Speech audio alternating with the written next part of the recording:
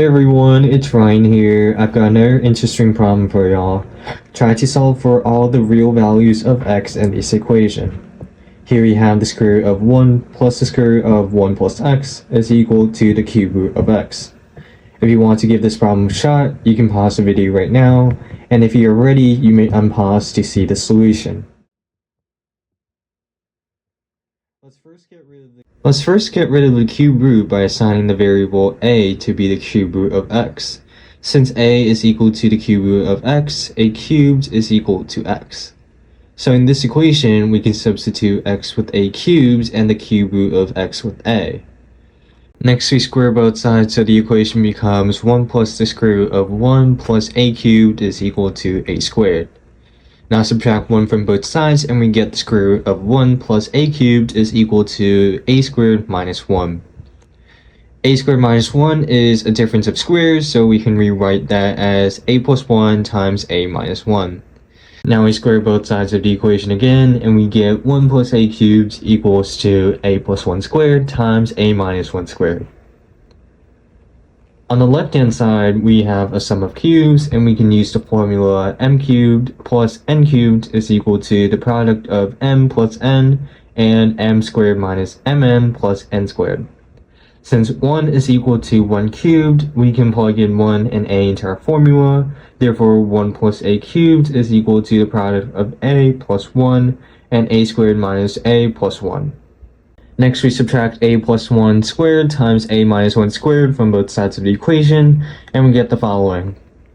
Now we can factor out an a plus 1, so it becomes this equation.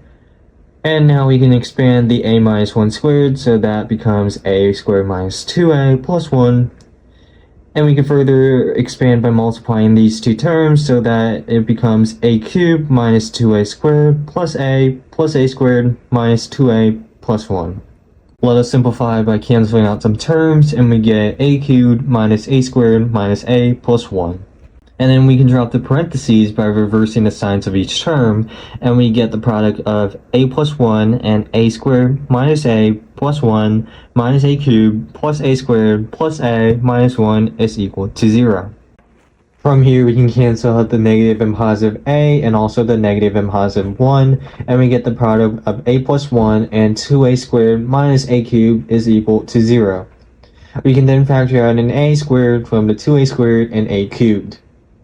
Since these terms multiply to become 0, at least one term has to equal 0. Therefore, we can say that a plus 1 equals 0, a squared equals 0, and 2 minus a equals 0. Therefore, we get a equals negative 1, 0, and 2. However, we can't forget that we assigned x to be equal to a cubed, so we get the values negative 1, 0, and 8 by plugging into the formula. Now we're not entirely done yet, we still gotta check for extraneous solutions, and to do that, we're gonna plug in x to the equation and see if we get the equation to be true or false. Here we have x is equal to negative 1, we plug that into the equation, and we get the square root of 1 plus 0 is equal to the cube root of negative 1. And we get 1 is equal to negative 1. So therefore, x being negative 1 is not a solution to this problem. Moving on, we have x is equal to 0. When we plug that into the equation, we get the square root of 1 plus 1 is equal to the cube root of 0. And we get the square root of 2 is equal to 0, which is also false, so that is not the solution to this problem. Finally, we have x equals 8. When we plug that into the equation, we get the square root of 1 plus 3 is equal to the cube root of 8.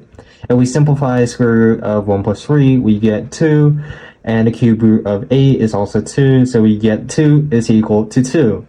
That means x equals 8 is a solution to this problem, and that is the answer to this video.